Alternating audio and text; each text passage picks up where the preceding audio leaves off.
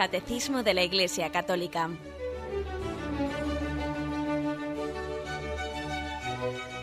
Un programa dirigido por Monseñor José Ignacio Munilla, obispo de San Sebastián.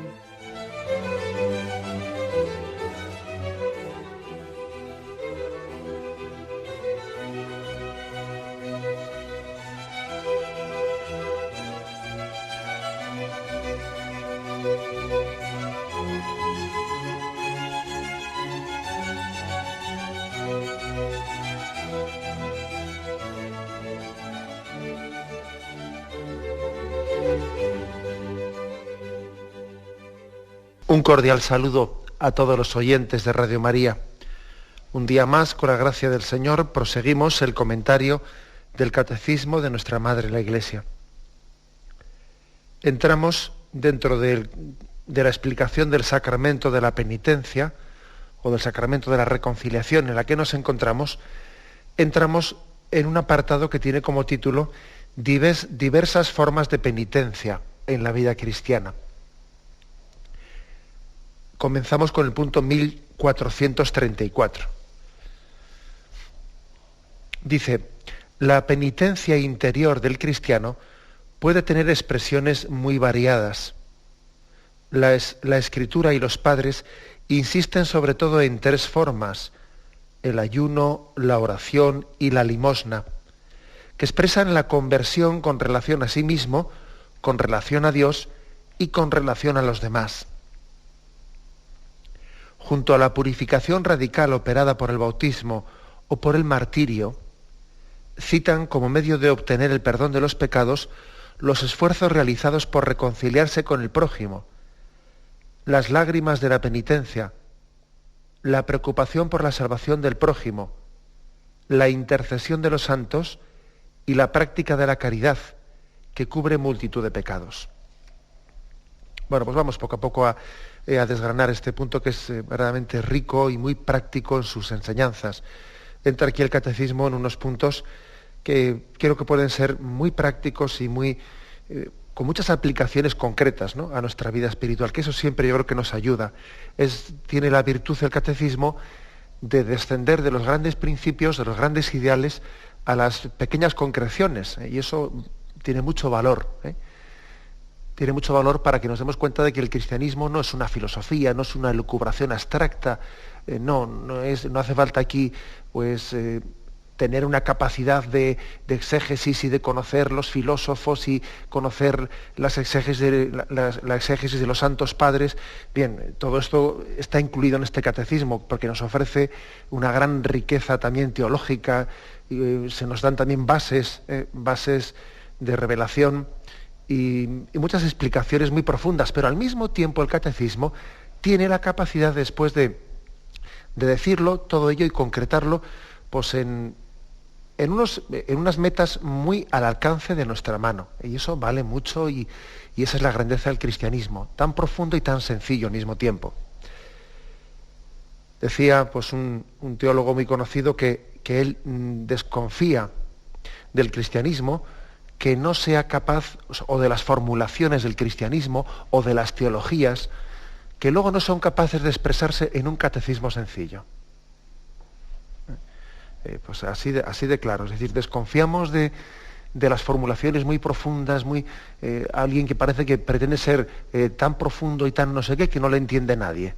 No, el cristianismo, el catolicismo, se ha caracterizado por tener la capacidad de explicar el mensaje más profundo a las personas más sencillas, incluso con menos cultura, incluso los niños.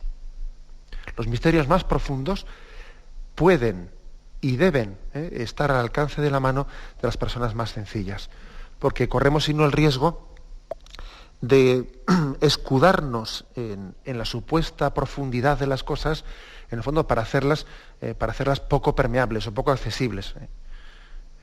Es una especie de recurso al arcano, a lo profundo, a lo mistérico, que no tiene nada que ver con el verdadero cristianismo.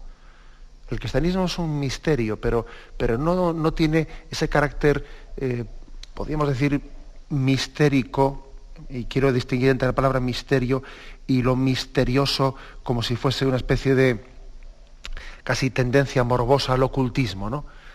A que las cosas de Dios están al alcance de unos pocos elegidos que están ahí investigando en bibliotecas y conocen secretos ocultos. Nada, de eso nada. Hay toda una tendencia morbosa hoy en día a eso, ¿no? A ese tipo de novelas y películas que están ahí haciendo referencia como si el cristianismo estuviese cifrado en secretos ocultos que están metidos en una biblioteca y que hay ahí nada, de eso, todo eso es ciencia ficción. Ciencia ficción. El cristianismo, el catolicismo, está tan al alcance como al alcance está un catecismo de un niño de primera comunión. Así de sencillo. Bien, y hecha esta introducción en la que aquí habla formas concretas y formas sencillas, ¿no?, y prácticas de cómo vivir la virtud de la penitencia, creo que es bueno también caer en cuenta de que estamos dentro de la explicación del sacramento de la penitencia. Y que nos demos cuenta de que la Iglesia no únicamente nos habla de que la penitencia, la conversión del corazón, llega a través del sacramento de la penitencia, de la confesión o de la reconciliación, o como queramos llamarlo, ¿no? Que ya dijimos que era un sacramento con distintos nombres, ¿no? Popularmente es el sacramento de la confesión. Es que también esa capacidad de penitencia tiene también otros conductos que son extrasacramentales. La penitencia no es únicamente un sacramento, es también una virtud que tiene que ser ejercitada pues, a través de muchas formas, ¿no? Y aquí se nos habla de que tradicionalmente fueron tres: el ayuno, la oración y la limosna. Esto es bueno entenderlo para que nos demos cuenta que los sacramentos no, la Iglesia nunca los ha predicado como gestos mágicos al margen de nuestra vida real y concreta. No, uno también pues, se acerca al sacramento de la confesión, pero el sacramento de la confesión no estará bien realizado y no tendrá pleno fruto si al mismo tiempo no ejercita en su vida diaria, no ejercita la virtud de la penitencia pues con el ayuno, con la oración, con la limosna. O sea, es decir, el sacramento es un don de Dios, pero que al mismo tiempo tiene que ser recibido por alguien que está ejercitando la virtud de la penitencia en su vida. De lo contrario, pues difícilmente ese sacramento va a tener el fruto que tiene que tener. El sacramento es una iniciativa de Dios, como todo sacramento que es una iniciativa de Dios, pero que claro, para que esa iniciativa de Dios tenga el fruto deseado, debe de conectar también con todo un proceso, con todo un camino del hombre concreto que a través del ayuno, de la oración, de la limosna y de otros medios, como iremos viendo, va buscando a Dios. De lo contrario, el sacramento viene como un meteorito que viene de fuera, pero tú no venía a conectar con tu ejercicio de la virtud de la virtud de la penitencia, en la que tú tenías un proceso de búsqueda sincera del Señor, ¿no? Bueno, pues eso es esta distinción que se hace entre penitencia como sacramento de la confesión y penitencia interior como recorrido que el hombre lleva pues a través de gestos exteriores y a través de actos muy concretos, camino de conversión. Bien, aquí se nos recuerda que la Escritura y los padres nos han hablado de tres formas tradicionales, ¿no? El ayuno, la oración y la limosna, que son las tres que predica la Iglesia en Cuaresma. La Iglesia predica a sus fieles, cuando comienza la Cuaresma, que especialmente se sirvan del ayuno, la oración y la limosna como los tres instrumentos principales para tener un tiempo, para vivir el tiempo penitencial. Tiene el texto del Catecismo. Para apoyar esto se nos ofrecen dos textos. Tobías 12:8 y el Evangelio de San Mateo. Tobías 12:8 que dice: practicad el bien y no tropezaréis con el mal. Buena es la oración con ayuno y mejor es la limosna con justicia que la riqueza con iniquidad. Mejor es hacer limosna que atesorar oro. La limosna libra de la muerte y purifica de todo pecado. Veis, por lo tanto, un texto del Antiguo Testamento en el que habla de la bondad, de la oración, del ayuno y de la limosna. Mateo 6, 1-18 también nos lo cita el Catecismo. Cuidad de no practicar vuestra justicia delante de los hombres para ser vistos por ellos. De lo contrario, no tendréis recompensa de vuestro Padre Celestial. Por tanto, primer punto, cuando hagas limosna, no lo vayas trompeteando por delante como hacen los hipócritas en las sinagogas y por las calles, con el fin de ser honrados por los hombres. En verdad os digo que ya reciben su paga. Tú, en cambio, cuando hagas limosna, que no sepa tu mano izquierda lo que hace la derecha. Así tu limosna quedará en lo secreto, y tu Padre que ve en lo secreto te recompensará. Segundo punto, y cuando oréis, no seáis como los hipócritas que gustan de orar en las sinagogas y en las esquinas de las plazas, bien plantados para ser vistos de los hombres. En verdad os digo que ya recibieron su paga. Tú, en cambio, cuando vayas a orar, entra en tu aposento y después de cerrar la puerta, ora a tu Padre que está allí en lo secreto, y tu Padre que ve en lo secreto te recompensará. Y al orar, no charléis mucho como los gentiles que se figuran que por su palabrería van a ser escuchados. No seáis como ellos, porque vuestro Padre sabe lo que necesitáis antes de pedírselo. Vosotros, cuando vayáis a orar, orad así, y ahora viene el Padre Nuestro. Y en tercer lugar, cuando ayunéis, no pongáis cara triste como los hipócritas que se desfiguran su rostro para que los hombres vean que ayunan. En verdad os digo que ya recibieron su paga. Tú, en cambio, cuando ayunes, perfuma tu cabeza y lava tu rostro, para que tu ayuno lo vea, sea visto, no por los hombres, sino por tu Padre que está allí en lo secreto. Y tu Padre que ve en lo secreto te recompensará. Como veis, este capítulo sexto del Evangelio de San Mateo nos da consejos concretos de cómo realizar el ejercicio de la virtud cristiana, no ante los ojos de los hombres, sino ante los ojos del Padre. Pero en este caso lo que más nos interesaba a nosotros, el motivo por el cual el Catecismo citaba aquí este texto, era para que nos demos cuenta de que a la hora de explicar eso, echa mano de 3 capítulos. Echa mano, pues, del capítulo de la oración, del ayuno y de la limosna. Es decir, tú haz oración ante el Padre y no ante los demás, haz ayuno ante Dios y no ante los demás, haz limosna ante el Padre y no ante los demás. Echa mano Jesús de esos 3 capítulos, que son los 3 capítulos que la Iglesia en Cuaresma pues nos propone como el ejercicio de la virtud de la penitencia. Son las 3 formas concretas en las que la tradición cristiana pues nos predicó y nos insistió pues en que nos ejercitásemos en ella, porque como vamos a intentar explicar ahora, trabajan 3 dimensiones de la persona pues muy importantes, ¿no? Para que la virtud, el ejercicio de la penitencia, convierta al hombre entero. Se trata de que la penitencia debe de convertir al hombre entero y no únicamente ciertas capas, porque es posible que el hombre tenga ciertos grados de conversión, pero que somos un poco como la cebolla, si me permitís el ejemplo. La cebolla tiene capas, ¿no? Entonces es posible que en algunas capas sí estemos cristificados, sí Cristo haya entrado en nosotros, pero que en otros estratos de nuestra personalidad, ¿no?, allí hayamos sido impermeables, allí no le hayamos dejado a Cristo penetrar interiormente.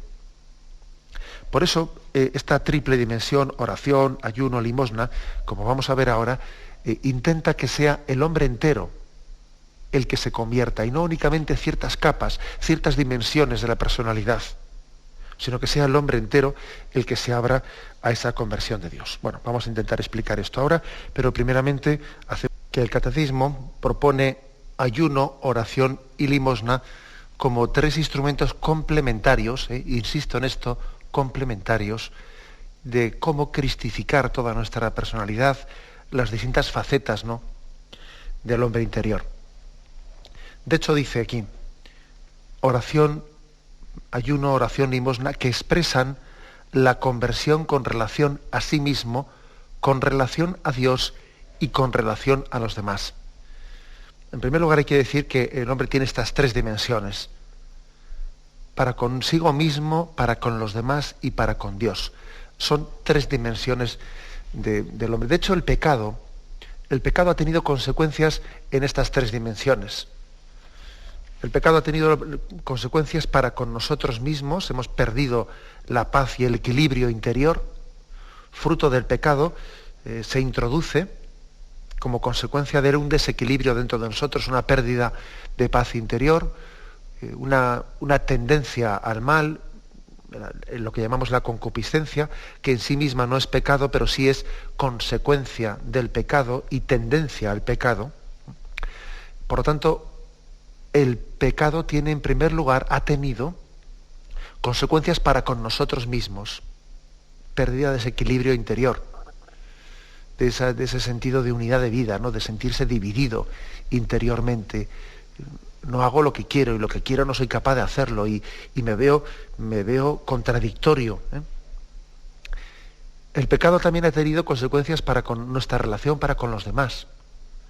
Y de hecho allí ya se ve que Adán y Eva lo primero que hacen es comenzar a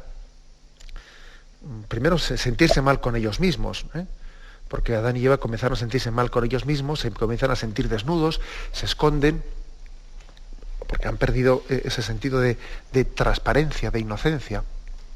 Pero también se ve el pecado de Adán y Eva en el relato del Génesis, como también el pecado inmediatamente tiene consecuencias para con los demás.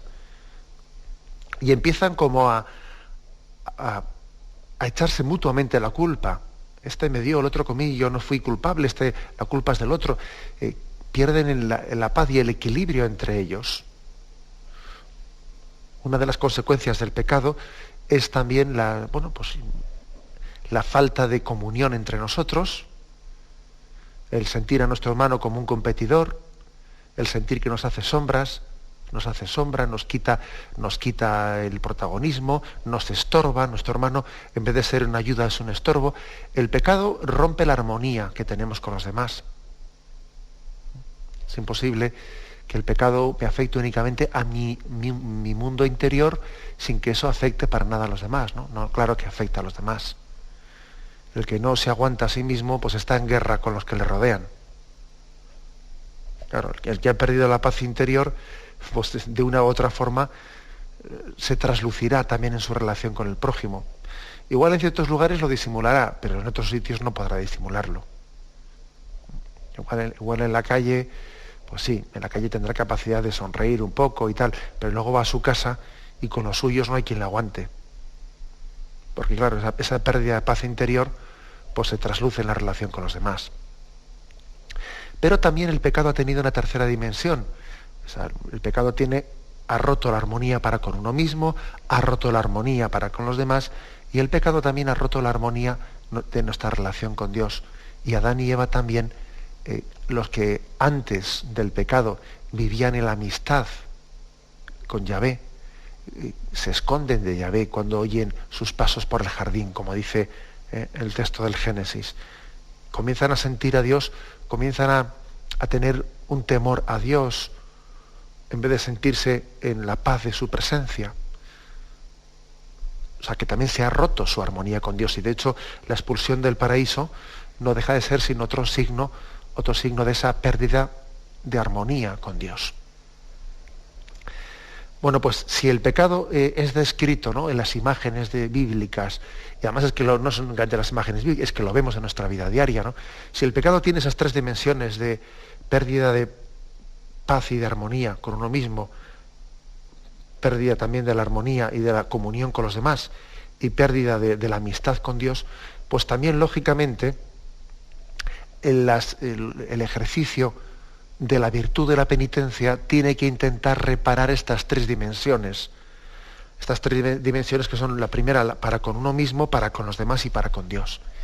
Y de estos tres consejos, o sea, estas tres formas o tres instrumentos de penitencia, ayuno, oración y limosna, cada uno trabaja especialmente una de estas tres dimensiones. Y aquí nos dice el Catecismo, el ayuno expresa la conversión con relación a sí mismo, la oración con relación a Dios y la limosna con relación a los demás. Claro, el ayuno, entendido por ayuno, pues claro, no únicamente el no comer alimentos, sino ayuno es ayunar pues de todo aquello que, bueno, pues que el hombre puede prescindir y que es posible que se haya pegado a ello. Aquí, por lo tanto, cuando utilicemos la palabra ayuno, entended que nos estamos refiriendo pues a un término más global que meramente el ayuno de alimentos, que también, pero que es un término más global. Pues acordaros de lo que nos decía Juan Pablo II de la importancia de ayunar de televisión, por ejemplo. O sea, ayuno de ciertas comodidades que uno se ha creado, ¿no? Pues el ayuno de ciertos hábitos de vida que somos muy cómodos y que luego nuestras comodidades ya casi son necesidades. Uno en poco tiempo se acostumbra a una cosa y luego vas a ver que pronto ya es, si me permitís un recuerdo de infancia.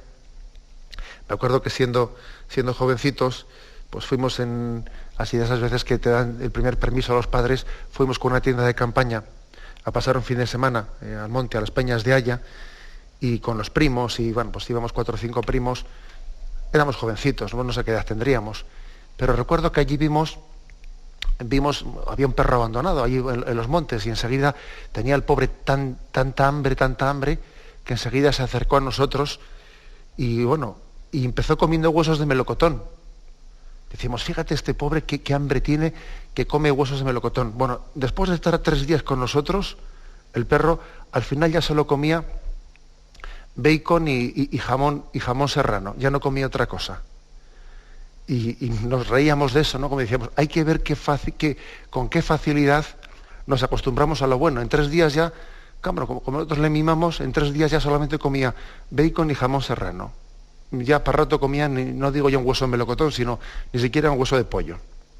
Bueno, pues este recuerdo de infancia, muchas veces yo me he acordado de él para darnos cuenta de que con qué facilidad las comodidades de nuestra vida se acaban constituyendo en necesidades. O sea, ya tenemos necesidad de eso, me quitan eso y ya parece que ya me pongo nervioso porque me he acostumbrado a tener pues la calefacción a tal temperatura, me he acostumbrado a tener el sillón de esa forma, me he acostumbrado a tener pues esta forma y la otra y la otra y la otra.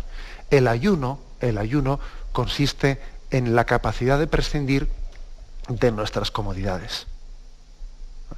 Y el ayuno quiere que la penitencia se ejercite en ese desequilibrio que el pecado ha introducido para con nosotros mismos.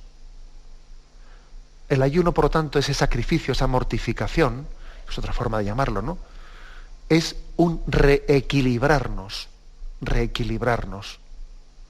Ser capaz de prescindir de tantas cosas en las que no buscamos limpiamente a Dios o solamente a Dios, en las que nos buscamos a nosotros mismos, ¿no? En las que uno ha ido poco a poco haciendo de su comodidad, ha ido haciendo su egocentrismo. Porque yo, y porque todo es pues máxima comodidad con mínimo esfuerzo. En la vida, claro, cuando uno pone como criterio máximo la comodidad, pues claro, se centra en sí mismo y se descentra de Dios. Claro, la cosa es bastante clara. Es imposible mantener el centro en Dios y al mismo tiempo el centro en mi comodidad. Pues no, pues es que es imposible. El ayuno, por lo tanto, llámese ayuno, sacrificio, mortificación, el ayuno o abnegación, el ayuno es un descentrarnos de nosotros mismos, de nuestra comodidad, incidiendo especialmente en algo en lo que el pecado había dejado una herida, que es nuestro egocentrismo. La oración subraya la relación con Dios. Claro, el pecado ha supuesto una ruptura de amistad. El pecado ha supuesto que la confianza que uno tenía de trato, que uno tenía con Dios, pues se ha roto, ¿no? Se ha roto la amistad con Dios. Uno no vive en la gracia de Dios. No vive en la gracia de Dios. Y bien, supuesto eso, pues la oración quiere reparar, el ejercicio de la oración quiere reparar esto, quiere reparar el daño, la herida que el pecado había dejado en nosotros, como que Dios había dejado de ser nuestro amigo, nuestro padre, nuestro esposo. La oración quiere restañar, quiere restablecer esa herida que el pecado había dejado en nosotros. El pecado, con el paso del tiempo, va haciendo que Dios sea un desconocido para el hombre. La oración, sin embargo, quiere poner exactamente ahí la terapia, la medicina, donde está la herida, ¿no? Donde está la enfermedad. Por tanto, la oración también es un descentrarnos de nosotros mismos. La oración bien hecha, pero claro, la oración mal hecha, pues puede ser lo mío, yo también, O sea, ojo, la oración bien hecha es un descentrarnos de nosotros mismos y un centrarnos en Dios. La oración debe de suponer un salir de nosotros mismos, ¿no? Y poner el centro de nuestra vida en Dios. Por eso hay que tener cuidado de que la oración no tenga expresiones así un poco egocéntricas, ¿no? Eso que se dice así popularmente, un poco así irónicamente, pues qué malito que estoy y qué poco que me quejo, que siempre voy yo a la oración a hacer de eso una especie de lugar de lamentaciones para que siempre sea yo. O sea, no, señor. La oración tiene que ser un descentrarnos de nosotros mismos poniendo nuestro corazón en Dios. Y en tercer lugar, pues como el pecado ha infligido una herida en nuestra comunión con los demás, hemos roto nuestra comunión con los demás, pues entonces también se nos propone la limosna como un restañador de esa ruptura de la comunión, como un restañador muy importante.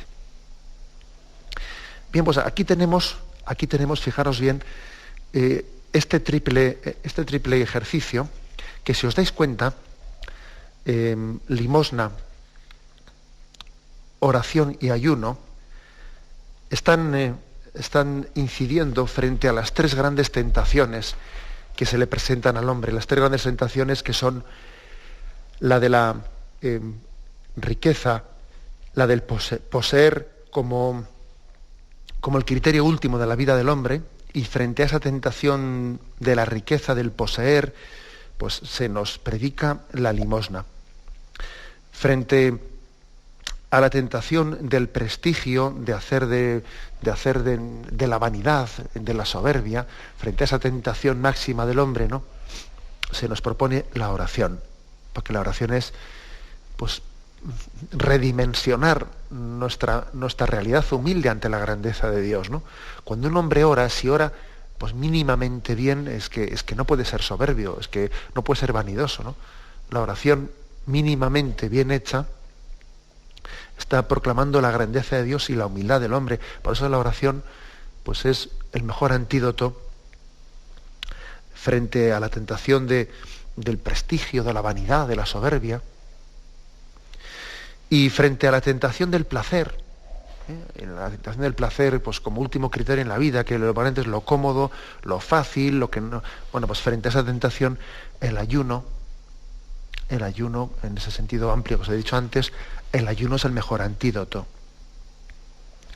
O sea que estos tres instrumentos, quedémonos con ellos como verdaderamente una conjunción y un equilibrio muy grande en la vida espiritual. Tres instrumentos muy prácticos.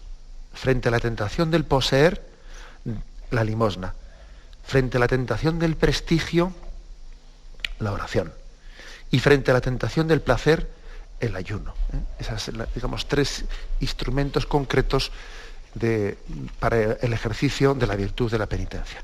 Tenemos un momento de reflexión, insistir en esos tres medios que ya la tradición de la Iglesia los ha subrayado, pero conjuntamente. No es bueno que uno se especialice en uno de los tres. Yo me he especializado en la oración, pero el ayuno y la limosna no es lo mío. O yo me he especializado en el ayuno, pero ya la oración y lo otro no es lo mío. No. Los tres deben de ir conjuntamente expresados. De hecho, fijaros que no se ora bien si al mismo tiempo no se ayuna y no se hace limosna. No se hace ayuno bien si al mismo tiempo no se hace oración y limosna, etcétera, etcétera. Por ejemplo, permitidme un poco aquí, pues, detallar esto. Una oración sin limosna, una persona muy rezadora pero poco caritativa, pues evidentemente entra en contradicción con lo que dice la Sagrada Escritura. ¿De qué te sirve tu fe en Dios si no está expresada en la caridad con el prójimo? Muéstrame tu fe sin caridad, y yo por la caridad al prójimo te demostraré mi fe. ¿De qué sirve una oración sin sacrificio? Porque una oración sin sacrificio es casi una búsqueda de la espiritualidad como una técnica de relajación. Claro, si uno está orando para sentirse bien, para sentirse cómodo, para relajarse, para quitarse el estrés de la vida, oiga usted, la oración cristiana no es una técnica de relajación. La oración cristiana nos tiene que llevar a descentrarnos de nosotros mismos y a centrarnos en Dios, lo cual supone sacrificio. Y supone, una mortificación importante. Aparte que seguro que ese mismo descentrarnos de nosotros mismos luego nos ayudará a rezar mejor, pero bueno. Por ejemplo, ¿de qué sirve un ayuno sin oración? Ahora vamos dejo el apartado de la oración y vamos al apartado del ayuno. Imaginémonos un ayuno sin oración. Un ayuno sin oración, un sacrificio sin oración, tampoco tiene sentido, porque la virtud, el ejercicio cristiano del ayuno, de la mortificación, no es mortificarse pues, por ser un machote, pues por hacer una especie ahí de técnica de autocontrol, a ver si yo soy capaz de hacer más sacrificios. No, si es que no se trata de eso. Yo me acuerdo en el camino de Santiago, haciendo ese caminar, que uno se puede encontrar algún peregrino que parece que está haciendo allí casi un ejercicio de decir, ¿cuántos kilómetros has hecho tú hoy? Pues yo he hecho 5 más. Pero yo me acuerdo que le decía a alguno, pero si no es cuestión de ver quién es más machote y quién hace aquí más kilómetros. Lo importante es que en el caminar que hagas seas capaz de ser un peregrino orante y que este ir andando te ponga en presencia de Dios. Si no es cuestión del sacrificio por el sacrificio, es cuestión de un sacrificio que te ponga en presencia de Dios. Pues por ejemplo, lo que hace un fakir, que se tumba en una cama de clavos, pues eso para un cristiano no sirve de nada si el sacrificio no le pone en presencia de Dios, ¿no? Y no le hace ser más humilde ante Dios. Bueno, o sea que el ayuno sin oración no es virtud, no es sacrificio cristiano. O el ayuno sin limosna. Vamos a ver, ¿de qué sirve el ayuno sin limosna? Para ahorrar, ¿no? Claro, dice, bueno, esto sirve para ahorrar. Bueno, pues servirá para ahorrar, pero eso no es un ayuno cristiano. El ayuno cristiano, es lógico, es que si tú te desprendes de lo que es de las comodidades superfluas, pues lógicamente no es para ahorrar, sino que es para entregarte vas al prójimo. Claro, el ayuno sin limosna no es cristiano. ¿Y la limosna sin oración? Pues mire usted, la limosna sin oración, en el fondo, pues es una filantropía. Claro, es una especie de decir, yo voy a ser aquí, voy a ser el que demuestre lo bueno que soy ejerciendo la ayuda al prójimo, pero sin oración, ¿no? Sin relación ninguna con Dios. Pues con todos mis respetos, esa limosna que estás haciendo no deja de olvidar lo principal, que lo principal es que tú eres el instrumento de Dios para amar al prójimo. Que Dios está amando al prójimo cuando tú haces esa limosna.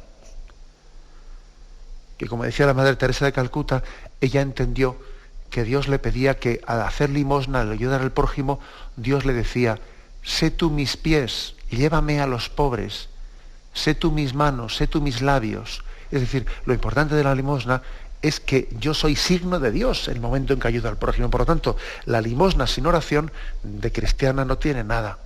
Puede ser hasta casi una búsqueda filantrópica para intentar demostrarme yo a mí mismo que sí, que soy bueno, pero me falta una dimensión fundamental, que yo caiga en cuenta que soy instrumento de Dios en el amor al pobre. ¿Y la limosna sin ayuno?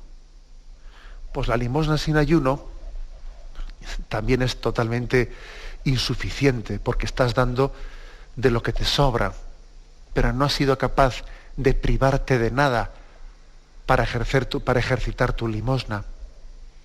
Claro. Pues este es el pasaje del óbolo de la viuda. Jesús alabó a aquella viuda que entregaba esas pocas monedas, porque daba de lo que necesitaba, o sea, es decir, daba de su ayuno estaba entregando, mientras que los otros entregaban allí unas cantidades grandes, pero no, o sea, era una limosna sin ayuno. Ellos no se privaban de nada para dar eso. Su vida no había cambiado en nada para que ellos pudiesen entregar esas monedas. Luego, la limosna sin ayuno no es limosna cristiana. Por lo tanto, creo que es muy importante que entendamos que la oración, el ayuno y la limosna son conjuntos y que uno sin el otro no puede entenderse. Y la oración sin la limosna no vale, la oración sin el sacrificio no vale, el ayuno sin la oración no vale, el ayuno sin la limosna no vale, ni la limosna sin oración ni la limosna sin ayuno, que es lo que hemos intentado, aunque sea brevemente, en pequeños retazos, pues describir cada uno de estos aspectos. Todo ello debe ser vivido conjuntamente. Y estas tres formas concretas de ejercer la virtud de la penitencia, pues están llamadas a vivirse conjuntamente, y son muy eficaces las tres, cuando se ejercitan conjuntamente, integradas una en la otra. Son muy eficaces, pero muy eficaces. Bien, este punto del Catecismo, el 1434, después de haber dicho esto de habernos presentado estos tres instrumentos, estas tres formas, se adentra en algún detalle más. Junto a la purificación radical operada por el bautismo o por el martirio, citan como medio de obtener el perdón de los pecados los esfuerzos realizados para reconciliarse con el prójimo. Me quedo en esto, es decir, dice, ¿cuál es una forma concreta de purificarme de mis pecados? Dice, la ejercitación, los esfuerzos para reconciliarse con el prójimo. ¿Quieres hacer penitencia por tus pecados? Bueno, intenta reconciliarte con el prójimo. Es que igual no me aceptan, es que igual me rechazan, es que igual no me aceptan a mí. Bueno, pues si te rechazan, creo que pocas cosas te podrán servir tanto, ¿no?, de purificación, como el aceptar la humillación que podrá suponerte el que tú hagas un gesto de tender la mano y que no te lo cojan, y que tú no te rebotes, sino que en paz no te sientas humillado, sino que digas, bueno, pues yo he hecho un esfuerzo de reconciliación y me lo han aceptado o no me lo han aceptado, pero yo lo he intentado, ¿no? Y estoy dispuesto a intentarlo, vamos, a tener mi mano tendida. Y si no me la quieren coger, bueno, pues lo lamentaré mucho, pero estoy dispuesto. Es decir, una de las mejores penitencias que el hombre puede hacer es el intento, como dice aquí, ¿no?, el esfuerzo para reconciliarse con el prójimo. A veces uno tiene que purificarse, pues, de ciertas animadversiones que siente hacia una persona, ¿no? Porque igual en su interior siente, pues, que esa persona, pues, le resulta especialmente insufrible o antipática, o porque tiene una manera de ser, o porque le está rememorando cosas del pasado y esa persona, pues, me está despertando recuerdos que son desagradables, ¿no? Y cuando alguien dice, bueno, mira, voy a ser capaz de pasar página, voy a afrontar, ¿no?, todos esos recuerdos desgraciados del pasado, y yo voy a tender mi mano de comunión reconciliadora. Eso purifica tus pecados. Eso es una fuente de penitencia y de purificación importantísima. De lo contrario, no podemos pensar que aquí, pues, la penitencia cristiana es una serie de obras, pues sí, me voy a ir a tal sitio a ganar un jubileo. Pero vamos a ver. Lo del jubileo está muy bien. En absoluto se me ocurre a mí, pues, ridiculizar en absoluto un jubileo. Pero es que posiblemente el mejor jubileo lo tenemos en ese esfuerzo de reconciliación que tengo que hacer, pues, dentro de mi cuadrilla, de mis amigos, de mi familia, etcétera, etcétera. Puede ser el mejor jubileo. O sea, que aquí, como veis, si es que yo creo que lo más hermoso que tiene el catecismo es que es capaz de unir la mística, pues, con las realidades concretas de nuestra vida. Entonces la mística está al alcance de la mano, en las formas concretas que el Señor, en la realidad concreta de mi vida, ¿no? Que el Señor quiere pues que yo la afronte y que me reconcilie de esa forma. El siguiente punto dice, ¿no? Las lágrimas de penitencia, pues sí, es decir, también el que alguien tenga, dice que San Ignacio de Loyola dice en los ejercicios que es un don, que las lágrimas de arrepentimiento, las lágrimas de compunción son un don que Dios da pues para purificarnos, ¿no? En un momento determinado de la vida, esas lágrimas que Dios dio a Pedro, el Pedro lloró y fueron lágrimas no eran lágrimas de cocodrilo, ¿no? Como decimos, no eran lágrimas de cocodrilo, eran lágrimas sinceras de arrepentimiento, y también uno necesita llorar sus pecados, ¿no? Fijaros, no son unas lágrimas, como ya dije el otro día, no es un dolor de los pecados en el sentido obsesivo que está como machacándome y martillándome y impidiéndome pues ser feliz y trayéndome siempre recuerdos del pasado que parece que es como una especie de... No, de eso nada. El auténtico arrepentimiento es un arrepentimiento liberador. Si en un momento determinado el Señor quiere que yo llore mis pecados, no es para que luego no sea capaz de pasar página y liberarme del pasado, sino todo lo contrario. Las lágrimas por nuestros pecados, las lágrimas por las cosas malas que hayamos hecho en nuestra vida, si son lágrimas cristianas, nos tienen que dar la capacidad de decir, bueno, pues el Señor me ha dado un arrepentimiento y yo paso página, y del pasado ya no me acuerdo más. O sea, no estoy ahí pensando, y me perdonó, y Dios me perdonaría, y me tengo que volver a confesar 18 veces de lo que ya me confesé, y tal, y cual. No, entonces eso es algo obsesivo, y ahí hay una tentación, hay una tentación. Creo que las lágrimas de conversión cristiana, cuando son verdaderas, tienen la capacidad de que en esas lágrimas que son también consoladoras, son lágrimas de dolor del pecado, pero al mismo tiempo son consoladoras, porque uno las está derramando desde una situación de reconciliación con Dios. Por lo tanto, dan la capacidad no de quedarse herido por lo que ocurrió en el pasado, sino de estar lleno de vitalidad y de fuerza para afrontar el futuro. Las lágrimas por nuestros pecados nos dejan mirando al futuro, no al pasado. Y he ahí un buen indicativo de cuando las lágrimas por nuestros pecados son cristianas o cuando no son cristianas. Bien, quedan todavía algunos puntos más, pero bueno, si Dios quiere, continuaremos mañana con este punto del catecismo que hemos dejado sin terminar.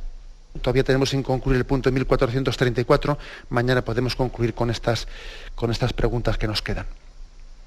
Me despido con la bendición de Dios Todopoderoso, Padre, Hijo y Espíritu Santo, descienda sobre vosotros. Alabado sea Jesucristo.